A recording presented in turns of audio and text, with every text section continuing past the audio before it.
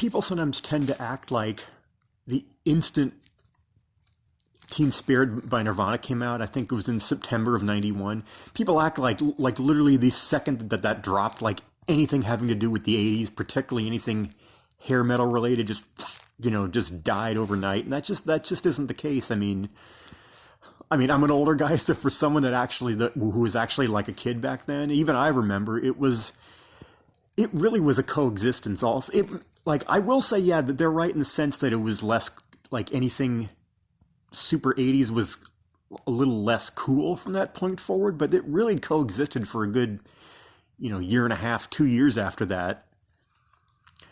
People also tend to forget that Teen Spirit, because Nirvana was an unknown band, or they had one album, but they were kind of an underground sensation in Seattle. It was not like an overnight success. Like, what was the name of the show? 120 Minutes had to really keep playing it, because they played it in, I think, August or September of '91, and it didn't even do that well. So they kept playing it over and over, and then it finally caught on, I think around Christmas time or so. Yeah, it was really blown up right around the turn from '91 into '92, about like December of '91 or so. And '92 was just so interesting. I'm biased to think it's interesting because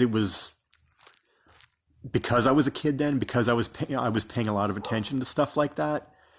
But as I said, there was a lot of 90s styles coming to the forefront. But as I said, still a lot of 80s hanging around in the air, particularly the power ballad stuff. There was To Be With You by Mr. Big. And that was more acousticy, more 90s sounding, but it was clearly they were a big hair band. One of the bigger ones, and actually one of my favorites, was Def Leppard Adrenalize. That was like Hysteria Light. Same sound, but a little more on the pop side. But it had, and even that had a couple of 90s-esque songs on it, like, Make Love Like a Man. That was kind of the Pour Some Sugar on Me of that album. And Tonight was a ballad, but it was more dark, so it kind of fit with the grungy alternative aesthetic. And then there was ones like Have You Ever Needed Someone So Bad? It was that was extremely 80s. It could have been like 86 or something.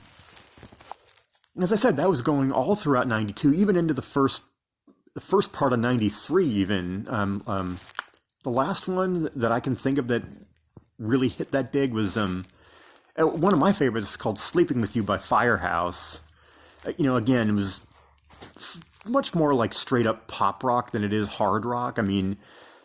It's basically a pop song by a hard rock band, but it's in that genre, so it still counts. I love that song. It's pretty underrated. And as I said, because that sound was already beginning to go away at the time, it just never really got the props that it deserved as it would have if it had been, '89 or something. And another big album altogether was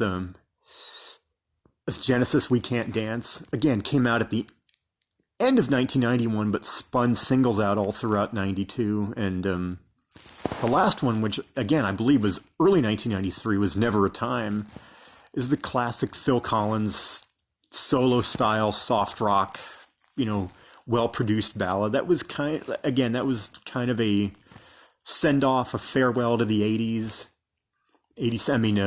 Jesus, He Knows Me, again, was both the subject matter and the sound of the song was,